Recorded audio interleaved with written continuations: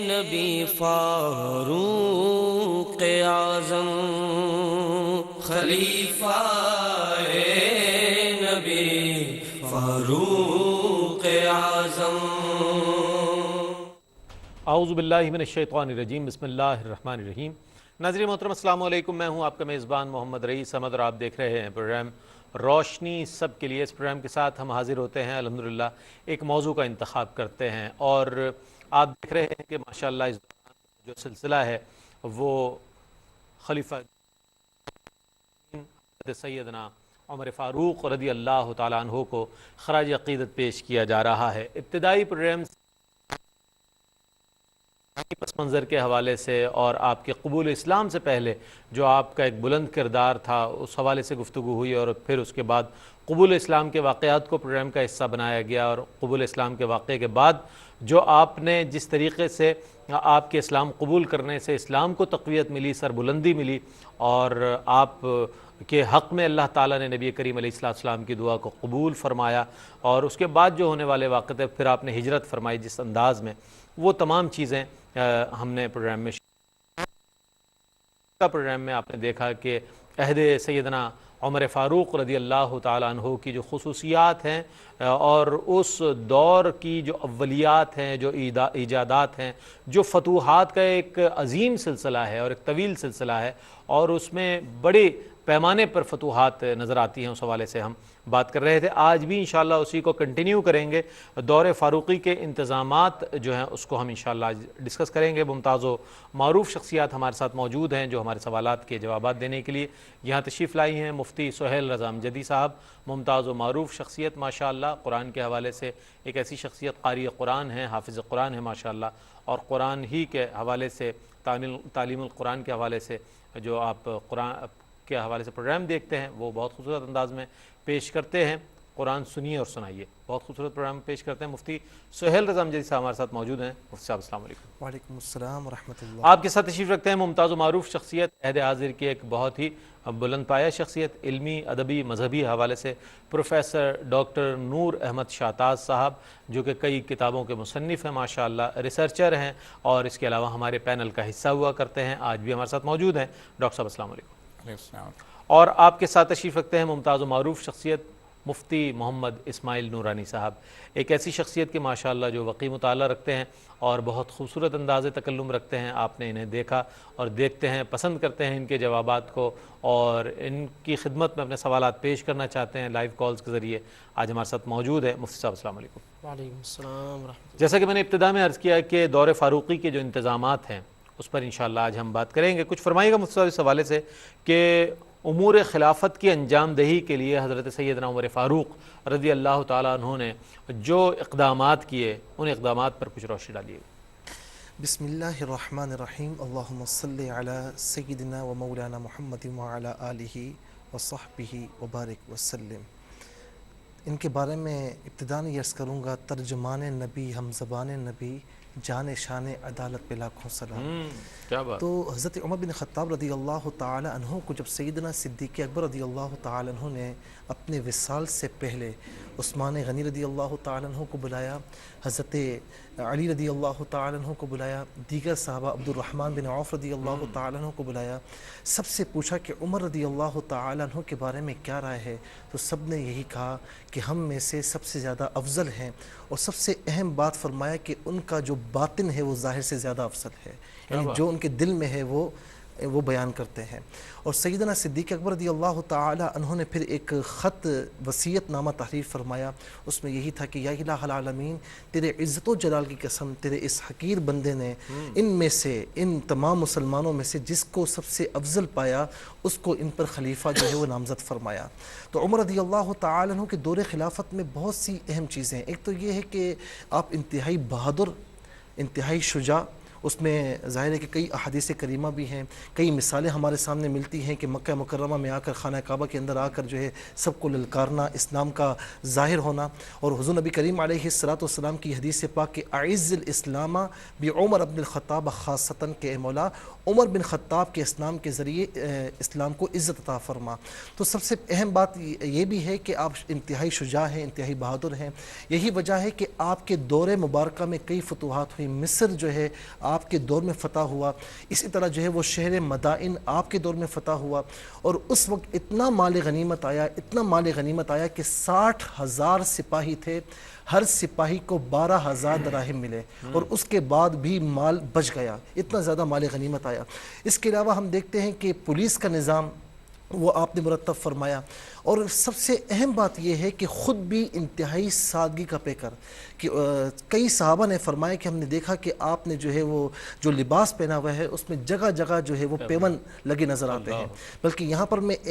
بڑی ایک اہم بات کروں گا کہ جب بیت المقدس فتح کرنے کے لیے جا رہے ہیں تو اس حال میں جا رہے ہیں، کیونکہ بیت المقدس فتح نہیں ہو رہا، اس حال میں جاتے ہیں کہ پیون زدہ لباس پہنا ہے۔ صحابہ کرام نے عرض کی کہ یا امیر المؤمنین کیا کر رہے ہیں؟ آپ اس دربار میں جا رہے ہیں کہ جہاں بڑی شان و شوکت ہے، فرمایا کہ میں اپنے نبی کی سنت کو نہیں چھوڑ سکتا۔ تو آپ اس حال میں جاتے ہیں کہ گھوڑے پر یعنی گھوڑا ایک ہے، سواری ایک ہے، آپ کا غلام آپ کے ساتھ ہے۔ غلام نے کئی مرتبہ کہا کہ حضور آپ سوار رہیں، میں لگام تھامے رکھتا ہوں، لیکن فرمایا نہیں، جس طرح جو طریقہ ہے تو کچھ راستہ آپ طے فرماتے، پھر کچھ راستہ غلام جو ہے سواری پر سوار ہوتا۔ جب وہاں پر پہنچے تو انہوں نے دیکھتے ہی بغیر کسی حیل و حجت کے چابیاں ان کے حوالے کر دیں۔ لوگوں نے کہا کہ تم نے اتنی جنگیں لڑیں، چابی حوالے نہیں کی، آج تم نے بغیر جنگ کے ایسا کیوں کیا؟ کہا کہ ہماری کتابوں میں لکھا ہوا ہے کہ جو بیت المقدس فتح کرنے کے لیے آئے گا تو اس کا حال یہ ہوگا کہ پیون زدہ لباس پہنا ہوا ہوگا، اور جب یہاں پر پہنچے گا تو اس کا غلام گھوڑے پر سوار ہوگا اور اس سے لگام تھامی بھی ہوگی،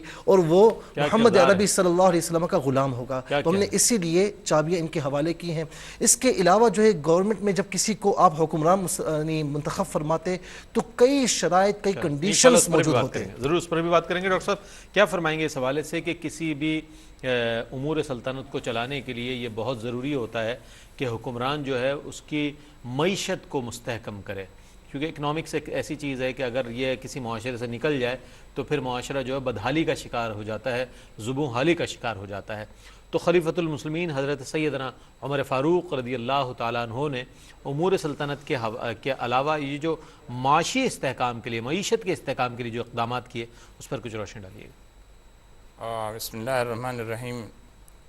حضرت فاروق اعظم رضی اللہ تعالیٰ عنہ حضور سرور دو عالم صلی اللہ تعالیٰ علیہ وسلم کی تیار کردہ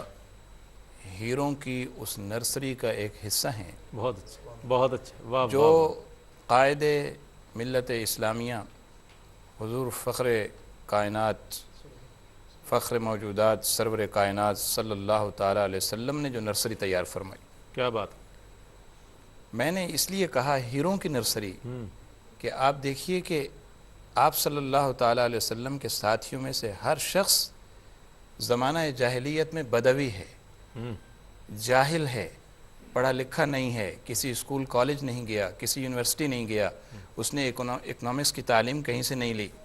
لیکن اسلام میں جیسے ہم دیکھتے ہیں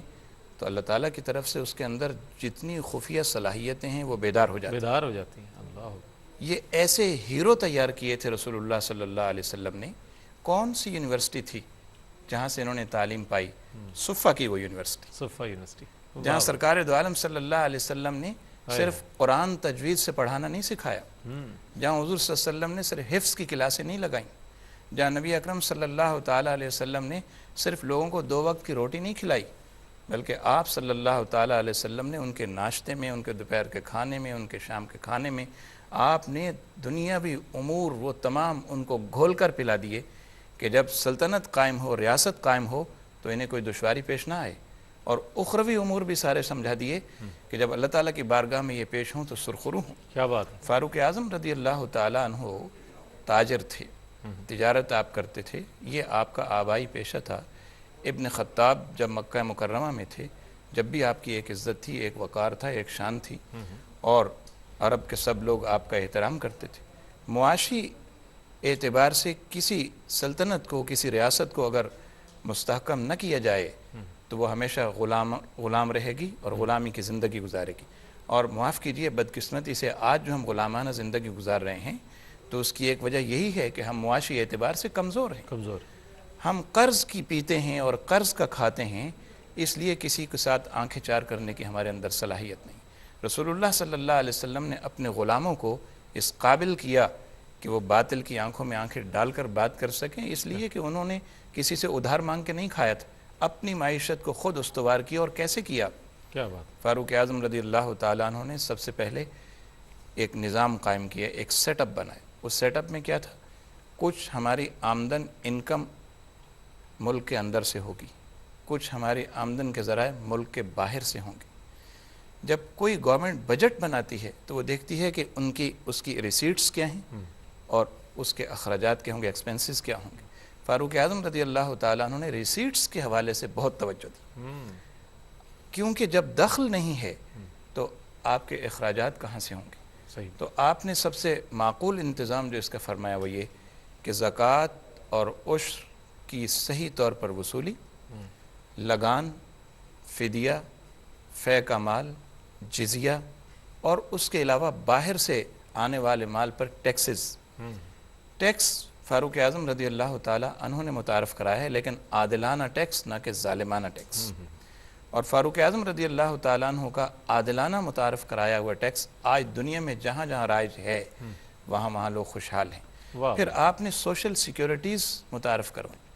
وہ لوگ جو سوشل لائف صحیح طرح سے گزار نہیں سکتے ان کے لیے اسکالرشپس، بیت المال سے وظائف،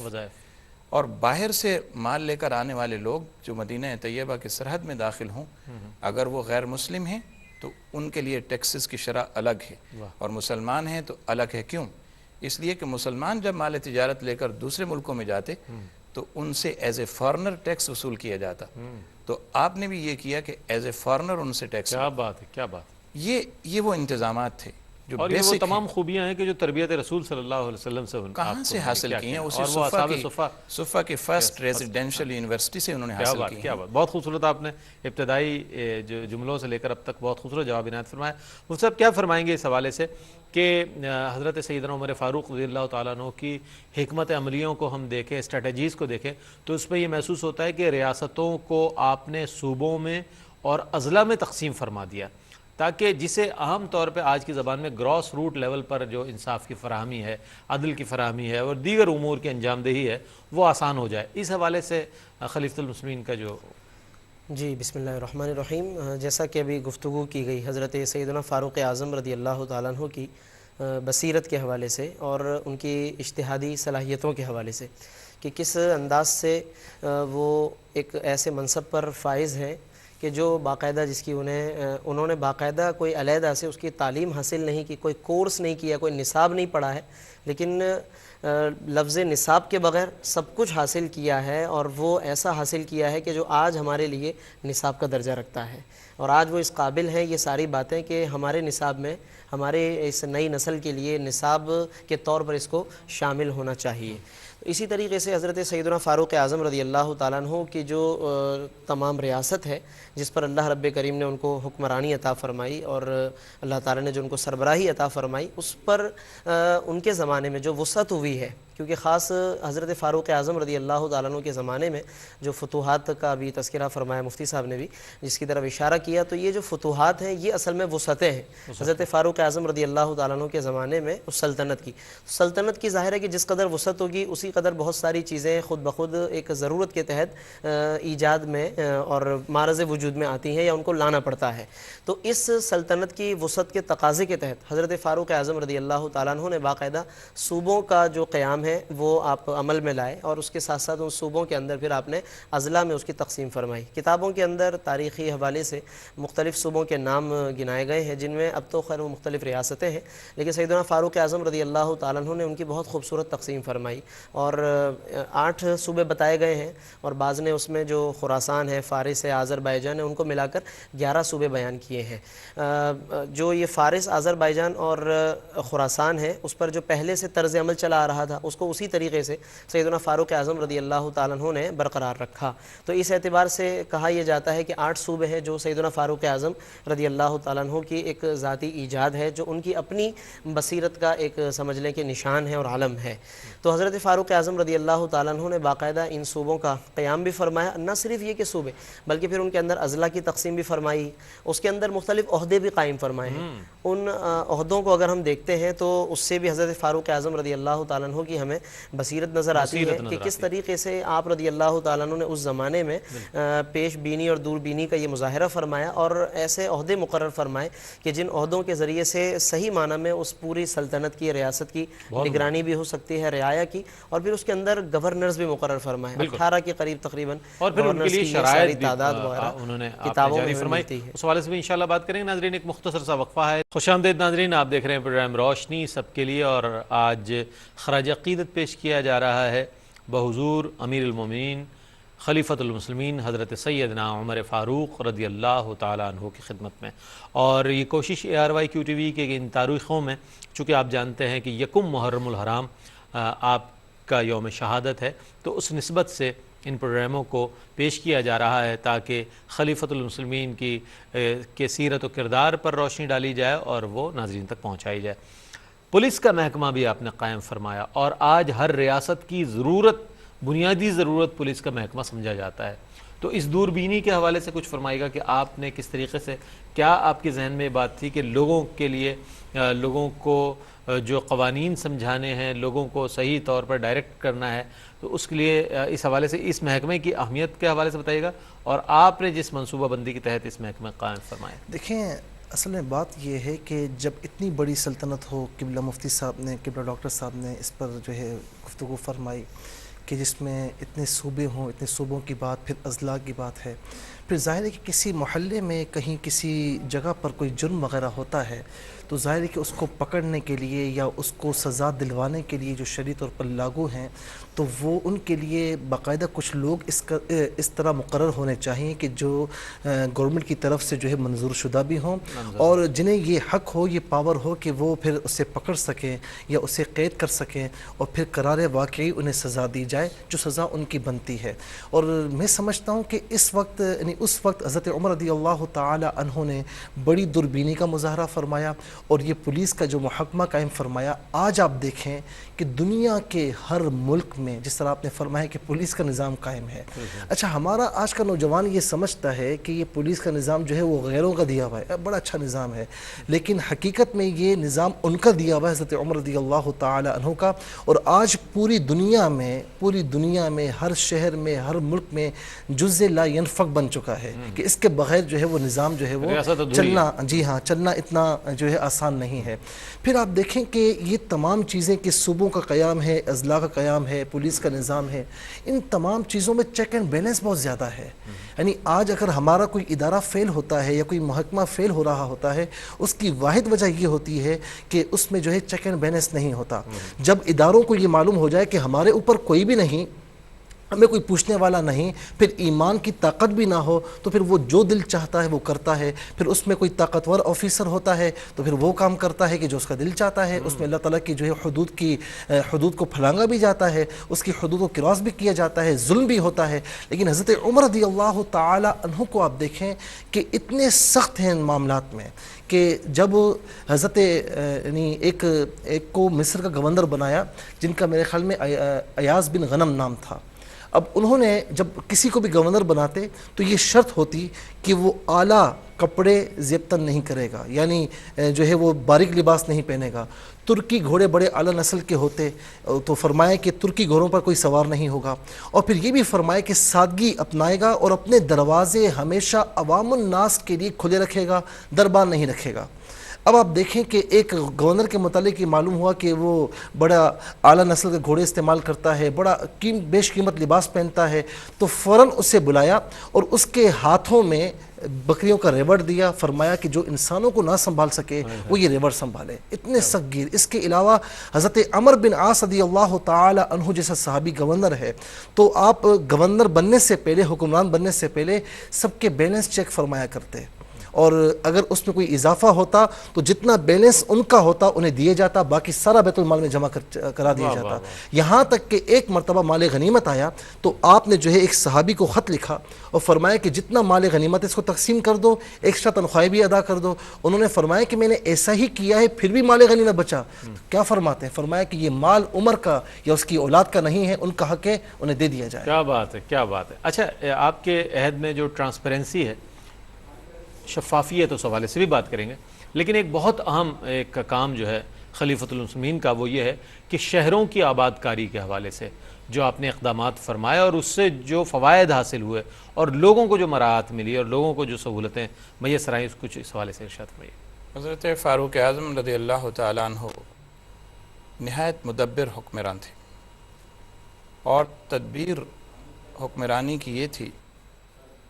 کہ لوگوں کے مسائل کو کم سے کم کیا جائے، ان کی مشکلات کو حل کیا جائے، اور اس کے لیے آپ نے جو انتظامی امور جس ترتیب سے آپ نے مقرر فرمائے اور انجام دیے، خراج تحسین پیش کیے بغیر غیر بھی نہیں رہ سکے۔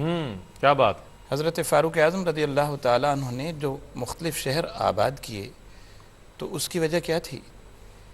آپ یہ دیکھ رہے تھے کہ مدینے پہ آبادی کا دباؤ بڑھ رہا ہے، کیونکہ یہ کیپٹل ہے، دارالخلافہ ہے۔ اسی طرح سے اور بڑے شہروں پر آبادی کا دباؤ بڑھ رہا ہے۔ جب کسی شہر پر آبادی کا دباؤ بڑھتا ہے تو پھر وہاں مسائل بہت زیادہ پیدا ہوتے ہیں، اور ان مسائل کو کم کرنے کے لیے ضروری ہے کہ نئے شہر آباد کیے جائیں۔ اگر نئے شہر آباد کیے جائیں تو بڑے شہروں کے مسائل آٹومیٹیکلی کم ہو جاتے ہیں۔ آج بھی آپ دیکھیے کہ دنیا کے بڑے بڑے شہروں میں جو مسائل ہیں، اس کی مین ریزن، مین کاز، مین وجہ یہی ہے کہ وہاں آبادی اتنی کنجسٹڈ ہو گئی ہے، اتنی زیادہ ہو گئی ہے کہ شہری سہولتیں ہر شخص تک بآسانی نہیں پہنچ رہیں، جس کا نتیجہ یہ ہے کہ آپ دیکھتے ہیں کبھی ایک سڑک پہ ہڑتال ہو رہی ہے، کبھی دوسرے پہ مظاہرہ ہو رہا ہے، کبھی تیسرے پہ جلوس نکل رہا ہے۔ اگر ان بڑے شہروں کے ساتھ ساتھ چھوٹے شہر آباد کرنے کا طریقہ جو فاروق اعظم رضی اللہ تعالیٰ عنہ نے دیا، یہ اختیار کیا جائے تو آج بھی بڑی کامیابی کے ساتھ نظم مملکت چل سکتا ہے۔ آپ نے کیا کیا؟ فاروق اعظم رضی اللہ تعالیٰ عنہ نے جو نئے شہر آباد فرمائے، اس میں فسطاط کا شہر ہے مصر میں۔ اب فسطاط تو ایک میدان تھا، اور جبل مقتم اور قاہرہ کے درمیان یہ ایک جگہ خالی پڑی تھی۔ یہاں آپ نے آ کر اپنی فوج کو ٹھہرایا، اور جب آپ یہاں سے روانہ ہونے لگے تو پتہ چلا کہ آپ کے خیمے میں کسی کبوتر نے ڈیرہ ڈال دیا ہے۔ تو آپ کو مناسب معلوم نہ ہوا کہ اس کو تکلیف پہنچے، فرمایا اس خیمے کو ایسے ہی چھوڑ دو، یہ اس کا گھر ہوا۔ آپ آگے تشریف لے گئے، اور پھر جب ارادہ کیا حضرت فاروق اعظم رضی اللہ تعالیٰ عنہ کے بھیجے ہوئے گورنر حضرت عمر ابن عاص رضی اللہ تعالیٰ عنہ نے حضرت عبداللہ ابن عمر ابن عاص رضی اللہ تعالیٰ عنہ اور آپ کے والد گرامی نے مصر فتح کیا، تو اس فسطاط کی جگہ پر پھر فسطاط خیمے کو کہتے ہیں، وہ خیمہ جو چھوڑ دیا گیا تھا، پھر اس خیمے کی جگہ پر واپس آ کر ایک شہر آباد کیا، کچھ لوگوں کو وہاں ٹھہرایا، اور بڑھتے بڑھتے وہ ایک شہر کی صورت اختیار کر کے آپ نے اسی طرح موصل کا شہر آباد کیا، آپ نے اسی طرح سے کوفہ کا شہر آباد کیا، آپ نے اسی طرح سے اور بہت سے شہر جو اسلامی قلمروں میں ہیں اور آج جن کو بڑے شہروں میں شمار کیا جاتا ہے، فاروق اعظم رضی اللہ تعالیٰ عنہ نے یہ شہر اس وقت چھوٹے چھوٹے تھے، کہیں 400 افراد کو آباد کیا، کہیں اس سے کم، کہیں زیادہ، لیکن بڑھتے بڑھتے ایک بہت اچھے شہر بن گئے۔ اور اس سے کیا ہوا کہ جو اس وقت کے بڑے شہر تھے ان پر جو آبادیوں کا دباؤ تھا، اس دباؤ کو کم کرنے میں مدد ملی۔ تو یہ آپ کے حسن انتظام کا ایک شاہکار ہے کہ آپ نے نئے شہر آباد کر کے آئندہ آنے والوں کے لیے یہ میسج چھوڑا ہے کہ جب آپ کے بڑے شہروں پر آبادیوں کا دباؤ بڑھنے لگے تو آپ اس سے پہلے ہی نئے شہر آباد کرنا شروع کر دو، تاکہ یہ جو میٹروپولیٹن سروسز ہیں یہ سب کو یکساں میسر آ سکیں اور تمام لوگ شہری سہولتوں سے یکساں جو ہیں وہ محسوس ہو سکیں اور مستفید ہو سکیں۔ کیا کہنا حضرت سیدنا عمر فاروق رضی اللہ تعالیٰ عنہ کے عہد مبارک پر جب ہم نظر ڈالتے ہیں تو بے شمار ایسی خصوصیات نظر آتی ہیں کہ جو بیک وقت کسی ایک عہد میں نظر نہیں آتی، بلکہ میں یہ سمجھتا ہوں کہ رہتی دنیا تک تاریخ انسانی ایسی کسی عہد کی مثال پیش کرنے سے قاصر رہے گی، چونکہ اس قدر اتنی جہتوں میں آپ نے کام کیا، اتنے شعبوں میں کام کیا، محکمہ جات قائم فرمائے اور اس میں مختلف چیزیں۔ مفتی صاحب کیا فرمائیں گے؟ ڈاک کا نظام، نہری نظام، خبر رسانی اور اس کے علاوہ بیت المال کے حوالے سے جو آپ کا کام ہے عہد فاروقی میں، تو یہ وہ چیزیں ہیں کہ جو ہر دور کی ضرورت ہے اور آنے والے دور کی بھی ضرورت ہے، عہد حاضر کی بھی ضرورت ہے. تو ان تمام چیزوں کا اجرا اور ان تمام چیزوں کا قیام، اس کی افادیت کے حوالے سے کچھ فرمائیے گا. وہ عربی میں ایک شعر ہے، لیس علی اللہ بمستحیل ان یجمع العالم فی واحد. اللہ تبارک و تعالیٰ کے لیے یہ بات نہیں ہے کہ وہ عالم کو ایک شخص میں جمع فرما دے. یہ بات حضرت فاروق اعظم رضی اللہ تعالیٰ عنہ کی شخصیت میں ہمیں حرف بحرف نظر آتی ہے کہ آپ رضی اللہ تعالیٰ عنہ نے یقیناً اور بلا شبہ اس قدر ہمہ جہتی کے ساتھ کام کیا ہے کہ کوئی شعبہ ایسا نظر نہیں آتا کہ جس میں ان کا فیض نہ ہو. اور آج کی اس تمدنی زندگی میں، اس ارتقائی اور اتنے ترقی یافتہ دور میں ہمارے لیے ان کی زندگی میں، حضرت فاروق اعظم کی زندگی میں کوئی رہنمائی نہ ہو، آج ہمیں ایسی مثال نظر نہیں آتی. ہر شعبے کے اندر سیدنا فاروق اعظم رضی اللہ تعالیٰ عنہ نے کوئی نہ کوئی مثال قائم فرمائی ہے. ابھی آپ نے جیسے چند مثالوں کا تذکرہ کیا ہے، ڈاک کے نظام کے حوالے سے، خبر رسانی کے حوالے سے، بیت المال کے حوالے سے، یہ وہ مین عنوانات ہیں حضرت فاروق اعظم رضی اللہ تعالیٰ عنہ کی زندگی میں. بیت المال کا قیام ایک واضح مثال ہے کہ وہ ظاہر ہے کہ جب انہوں نے شہروں کا قیام فرمایا، جیسے ڈاکٹر صاحب نے گفتگو کی، صوبے قائم فرمائے، اضلاع میں تقسیم فرمایا، سلطنت وسیع سے وسیع تر ہوتی گئی، تو اسی طریقے سے آمدنی بھی بہت زیادہ، انکم کافی حد تک بڑھ گئی. اس کے اندر جیسے کہ ابھی ذکر ہوا کہ خمس بھی تھا، مال فے بھی تھا، عشر بھی تھا، خراج کا نظام بھی تھا. ان تمام چیزوں کو ایک سسٹم کے تحت انہوں نے مرتب فرمایا. تو وہ جو آمدنی بڑھی ہے، انکم بڑھی ہے، اس کو پھر مینیج کرنے کے لیے، اس کو محفوظ بھی کرنا ہے، مینیج بھی کرنا ہے، اس کا حساب و کتاب بھی رکھنا ہے. اور پھر جس قدر یہ شعبے بڑھے اسی قدر ان کے ورکرز بھی بڑھے ہیں. تو ان ورکرز کی جو تنخواہیں ہیں اس پورے سیٹ اپ کو چلانے کے لیے ظاہر ہے کہ بیت المال اور ایک دفتر کا لفظ بھی آتا ہے، تو دفاتر کا قیام، اس کے لیے جو رجسٹرز ہوتے ہیں، اس کے لیے اندر کام کرنے والے افراد ہوتے ہیں، ایک پورا ٹیم ورک، جی بالکل ایک ٹیم ورک بھی ہے. ایک بیلنس شیٹ جس کو ہم کہتے ہیں، وہ پورا جو ایک تصور آج کی دنیا میں جدید بجٹ سازی میں ہمیں نظر آتا ہے، وہ سارا کا سارا حضرت فاروق اعظم رضی اللہ تعالیٰ عنہ کی زندگی میں ہمیں ملتا ہے کہ اس وقت انہوں نے ان تمام چیزوں کی مثالیں قائم فرمائی ہیں کہ بیت المال بھی قائم فرمایا اور اس کے لیے تمام آمدنیوں کے لیے، ان کے انتظام و انصرام کے لیے باقاعدہ دفاتر بھی قائم فرمائے ہیں. اس پولیس کے حوالے سے ایک بات ہوئی ابھی، تو ایک بات ضمناً یہ بھی عرض کروں کہ حضرت فاروق اعظم رضی اللہ تعالیٰ عنہ کا یہ حسن انتظام کہ جہاں پر آپ رضی اللہ تعالیٰ عنہ نے یہ شعبہ قائم فرمایا، تو وہیں پر اس شعبے میں کام کرنے والے افراد کے لیے ایک پورا کرائیٹیریا بھی مقرر فرمایا، کن افراد کو اس کام کے لیے بھیجنا ہے. تو اگر آپ اجازت دیں تو وقفے کے بعد آپ سے جواب مکمل کر دوں. وقت کلامی کی معذرت کے ساتھ خوش آمدید ناظرین، آپ دیکھ رہے ہیں پروگرام روشنی سب کے لیے.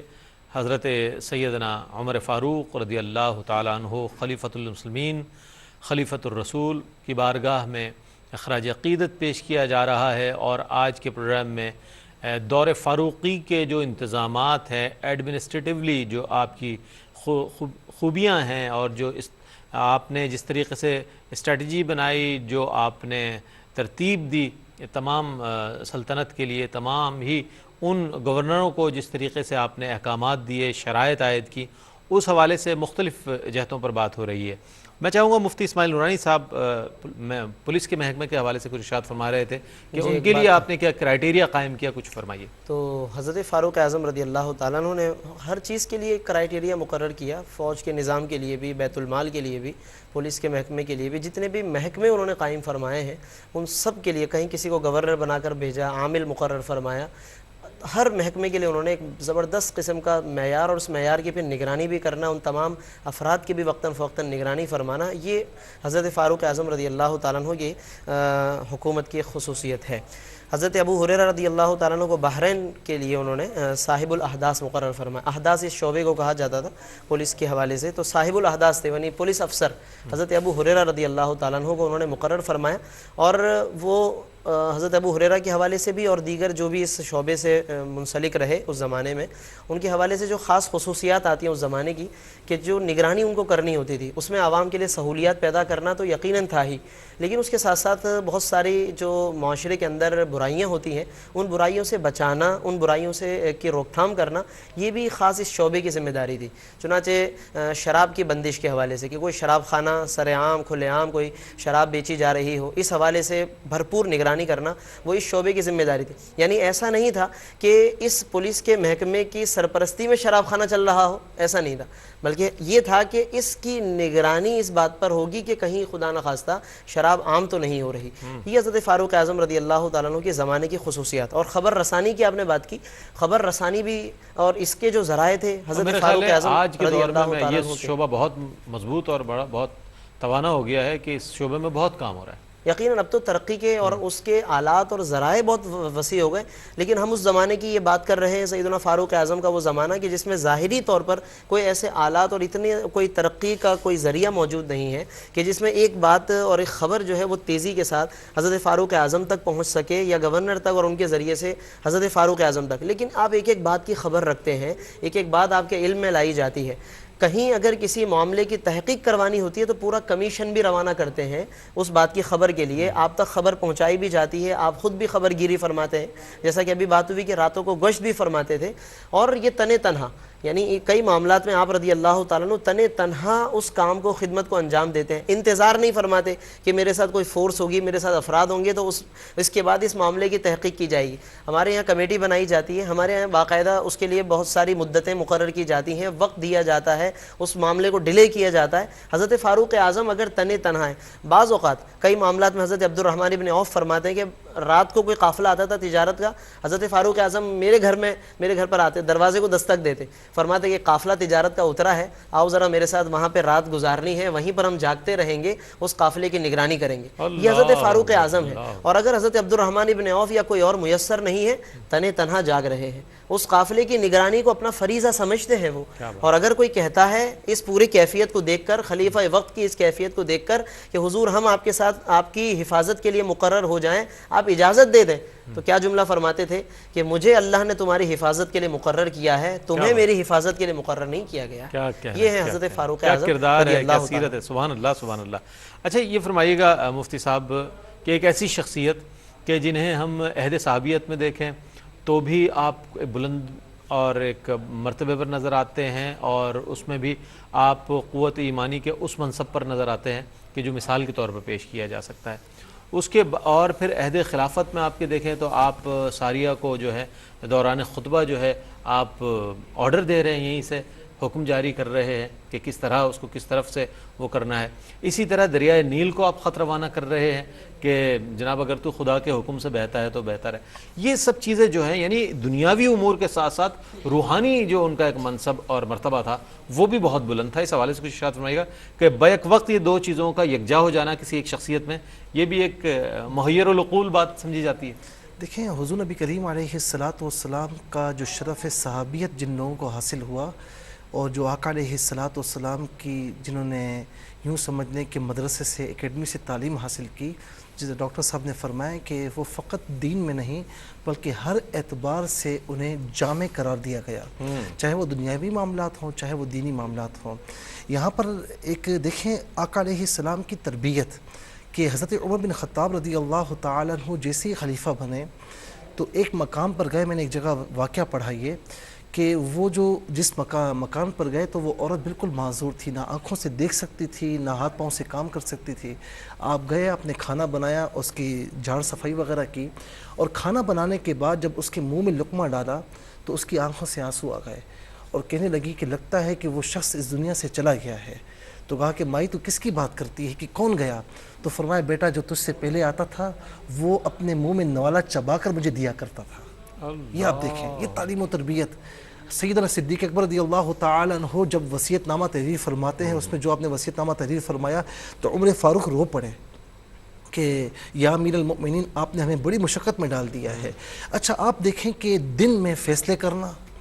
جتنے بھی وفود آتے جو بھی معاملات ہوتے دن میں سارے معاملات نمٹانا, پھر رات میں اللہ تعالیٰ کی عبادت کرنا. تقویٰ پرہیزگاری کا یہ عالم کہ آپ اتنے زیادہ آنسو بہاتے, خوف و خشیت الہی سے اتنا زیادہ روتے کہ آپ کے دونوں گالوں پر آنسوؤں کے نشانات ثبت ہو چکے تھے. اور اکثر یہ کہا کرتے کہ عمر تو بکریوں کا ریوڑ چلاتا تھا, آج تو مسلمانوں کو سنبھال رہا ہے, ڈر اللہ تعالیٰ سے, اگر اللہ تعالیٰ نے تجھے پکڑ لیا تو تیرا کیا بنے گا. اور یہی وجہ ہے کہ خوف کے عالم میں یہ فرماتے کہ دریائے فرات کے نہر نہر فرات کے کنارے ایک بکری کا بچہ بھی اگر مردہ پایا گیا، بھوک سے مر گیا، تو اے عمر روز قیامت تیری باس پرس کی جائے گی۔ اور پھر آپ دیکھیں کہ مدینہ منورہ میں راتوں کو بھیس بدل کر، بدوی کا لباس پہن کر آپ ایک تو عبادت بھی فرما رہے ہیں، اس میں سے وقت نکال کر پھر آپ خبر گیری بھی فرما رہے ہیں کہ کون ہے جسے ضرورت ہو اور جس کی جو احتیاج ہو اسے پورا کیا جائے۔ اور آپ دیکھیں کہ اپنی اہلیہ محترمہ کو ایک عام خاتون کے لیے دائی بنا دیا اور فرمایا کہ تیرے لیے خوش نصیبی کی بات ہے کہ اللہ رب العالمین نے تجھ سے یہ کام لیا ہے۔ تو مطلب کہنے کا مقصد یہ ہے کہ حضرت عمر بن خطاب رضی اللہ تعالیٰ عنہ، جس طرح مفتی صاحب نے فرمایا کہ اللہ تعالیٰ کے لیے یہ محال نہیں کہ وہ تمام خوبیاں ایک شخص میں جمع فرما دے، تو بلا شبہ حضور نبی کریم علیہ السلام کے جتنے بھی صحابہ کرام ہیں، بالخصوص جتنے خلفائے راشدین ہیں، ان تمام کو اور بالخصوص حضرت عمر بن خطاب رضی اللہ تعالیٰ عنہ کو تمام خوبیوں کا جامع فرمایا۔ آج ہم کچھ بھی نہیں کرتے اور بھی کہتے ہیں کہ بخشے جائیں گے یار، عمل سے دور ہیں۔ عمر بن خطاب رضی اللہ تعالیٰ عنہ کو دیکھیے کہ عشرہ مبشرہ بھی ہیں، آقا علیہ السلام کے چہیتے بھی ہیں، اور ایسی حکمرانی میں سمجھتا ہوں کہ مغفرت کے لیے یہی کافی ہے۔ جب دنیا سے جا رہے ہیں اپنے بیٹے عبداللہ ابن عمر سے کہتے ہیں کہ میرے سر کے نیچے سے جو کچھ ہے ہٹا دو۔ فرمایا کیوں؟ کہا کہ اس لیے کہ میں اللہ کی بارگاہ میں تڑپوں اور تڑپتا ہوا اس دنیا سے جاؤں تاکہ اللہ رب العالمین مجھ پر رحم فرما لے اور میری مغفرت فرما دے۔ اللہ ایک بندے کے تصرف میں خدائی دے دے، ایک بندے کے تصرف میں خدائی دے دے، شان قدرت کے لیے بات یہ مشکل کیا ہے؟ شان قدرت کے لیے بات یہ مشکل کیا ہے؟ ڈاکٹر صاحب دوران گفتگو یہ بات آئی کہ آپ کے عہد میں ٹرانسپیرنسی بہت نظر آتی ہے بڑے لیول پر، اور اس کے ساتھ ساتھ جو سب سے زیادہ جو ممتاز چیز آپ کی نمایاں چیز نظر آتی ہے آپ کے عہد میں اور آپ کی زندگی میں، وہ عدل ہے، عدل کا معیار اور اس کے ساتھ ایک ٹرانسپیرنسی۔ یہ دونوں چیزیں یکجا پہلے تو ہو نہیں پاتی، اور ہو جائیں تو یہ بڑا کمال سمجھا جائے گا، اور عہد سیدنا عمر فاروق میں یہ دونوں چیزیں یکجا نظر آتی ہیں۔ کیا فرمائیں گے آپ اس حوالے سے؟ دیکھیے، بنیادی طور پر کسی بھی ریاست یا سلطنت میں ان دونوں چیزوں کو مینٹین کرنے کے لیے جس بات کی ضرورت ہوتی ہے وہ یہ کہ خود حاکم وقت پہلے اپنے آپ کو اس میزان پہ رکھے اور خود اپنی جو زندگی ہے وہ لوگوں کے سامنے ایک نمونے کے طور پر پیش کرے، وہ خود عدل کے ساتھ سنسیئر ہو، خود ٹرانسپیرنسی کے حوالے سے وہ قوم کے ساتھ فیتھفل ہو، اور پھر اس کے بعد دوسروں سے یہ توقع کرے کہ وہ بھی عدل کے معاملات پیش نظر رکھیں، اپنے امور میں ٹرانسپیرنسی کو اختیار کریں۔ فاروق اعظم رضی اللہ تعالیٰ عنہ کی زندگی میں ہم یہ دیکھتے ہیں کہ آپ نے اپنے آپ کو لوگوں کے سامنے ایک نمونے کے طور پر پیش کیا ہے۔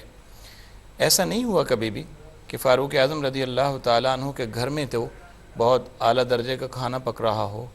اور امت کے لوگ جو ہیں وہ غربت میں تڑپ رہے ہوں، بلکہ ایسا بھی آیا کہ 18 ہجری میں جب قحط سالی واقع ہو گئی، اور کہنا چاہیے کہ وہ قحط عظیم تھا اس زمانے کا، اس دور کا، اور اس سے کوئی شخص بھی کہنا چاہیے کہ بچا نہیں جو متاثر نہ ہوا۔ اس میں آپ نے کیا کیا؟ ایک تو بیت المال میں جتنا خزانہ تھا، جو کچھ تھا، وہ سب خرچ کر دیا، اس کا غلہ اور اناج خرید کے آپ نے اس کو تقسیم فرمایا۔ دوسرا کام آپ نے یہ کیا کہ باہر سے آپ نے غلہ منگانے کی کوشش کی اور امپورٹ کیا۔ تیسرا اس کا انتظام یہ کیا کہ آپ نے دسترخوان عام جاری فرمایا۔ اس دسترخوان عام پر ہزاروں لوگ روزانہ کھاتے تھے، اور اس میں امیر و غریب سب موجود ہوتے۔ اور یہ بھی ہوا کہ فاروق اعظم رضی اللہ تعالی عنہ نے دیکھا کہ عام افراد کو گھی میسر نہیں، خود گھی کھانا بند کر دیا۔ آپ نے دیکھا عام افراد کے لیے گوشت میسر نہیں، گوشت کھانا بند کر دیا۔ زیتون پر گزر بسر ہونے لگی، اور اس سے ایک خاص قسم کی تکلیف پیٹ میں پیدا ہونے لگی، جس سے آواز پیدا ہوتی تھی، گڑگڑاہٹ ہوتی تھی، تکلیف ہوتی تھی۔ تو اپنے پیٹ کو بجا کر کہتے ہیں کہ جب تک امت کے تمام افراد کو وہ کھانا دستیاب نہ ہو جو اے پیٹ میں تجھے کھلاتا رہا ہوں، اس وقت تک میں اس میں تبدیلی نہیں کروں۔ یہ ہے ٹرانسپیرنسی۔ کیا کہنے، بہت خوبصورت مثال آپ نے ارشاد فرمائی۔ چند لمحے ہیں مفتی صاحب آج کے اس پروگرام کے حوالے سے، ARYQ TV کی اس کوشش کے حوالے سے کچھ ارشاد فرمائیے گا کہ جو خلیفۃ المسلمین کو خراج عقیدت پیش کیا جا رہا ہے۔ یقیناً حضرت سیدنا فاروق اعظم رضی اللہ تعالیٰ عنہ کی اتنی عظیم الشان اور اتنی ہمہ جہت ہمگیر زندگی پر یہ ظاہر ہے کہ پروگرام یقیناً کافی نہیں ہے، اگرچہ یہ چند دنوں سے مسلسل ایک سیریز ہے، لیکن ظاہر ہے کہ ان کی زندگی پر جتنی کتابیں لکھی گئی ہیں، جتنا اس پورے تمام عرصے میں، ان تمام صدیوں میں علماء نے کام کیا ہے، وہ بھی یقیناً کافی نہیں ہے کہ ان کی زندگی ہی اتنی عظیم ہے، ان کی زندگی کے شعبے ہی اتنے عظیم ہیں اور اتنے ہمہ جہت ہیں کہ کما حق ہو ان کے اوپر ہم تبصرہ نہیں کر سکتے ہیں۔ اور حضرت فاروق اعظم رضی اللہ تعالی عنہ نے ان کو بھی جتنی بھی خصوصیات اللہ تعالیٰ نے عطا فرمائی، ان کی تمام خصوصیات کی معراج وہ دعا ہے کہ جو وہ اللہ کے حضور کیا کرتے تھے، اللہم ارزقنی شہادتاً فی سبیلک وجعل موتی فی بلد رسولک صلی اللہ علیہ وسلم۔ اتنا بڑا حاکم وقت ہو اور کہ وہ جو چاہے خواہش کرے، وہ جو چاہے تمنا کرے، لیکن اس کی تمنا کیا ہے کہ رسول کریم صلی اللہ علیہ وسلم کے قدموں میں جگہ مل جائے۔ کیا بات ہے! تو یہ بھی ہمارے لیے ایک سمجھنے کی بات ہے کہ آج جب اللہ تعالیٰ ہمیں حکمرانی یا دولت یا فراوانی دے تو ہماری خواہش کی معراج کیا ہے، اور وہ ہے رسول کریم صلی اللہ علیہ وسلم۔ میں بہت شکریہ ادا کرنا چاہوں گا تینوں ہی مہمانان گرامی کا کہ آپ تینوں نے بہت خوبصورت جوابات عنایت فرمائے اور بہت اہم اور مفید معلومات ہمارے ناظرین تک پہنچائی۔ ناظرین گرامی، انشاءاللہ کل بھی دور فاروقی کے جو انتظامی امور ہیں اس حوالے سے بات ہوگی اور اس میں جو اصلاحات ہیں اور جو خوبیاں ہیں اس کی انشاءاللہ ان پر انشاءاللہ بات کریں گے۔ مزید چونکہ سوالات مزید میرے پاس باقی ہیں، مزید اور کوسچنز ہیں، مہمانان گرامی انشاءاللہ میرے ساتھ کل موجود ہوں گے، تو آپ بھی مجھے امید ہے ہمارے ساتھ رہیں گے۔ کل تک کے لیے اپنے میزبان محمد رئیس احمد کو اجازت دیجیے۔ اللہ حافظ۔ تمنا نبی فاروق اعظم خلیفہ نبی فاروق اعظم محمد مصطفیٰ صلی علی کے رفیق دائمی فاروق اعظم رفیق دائمی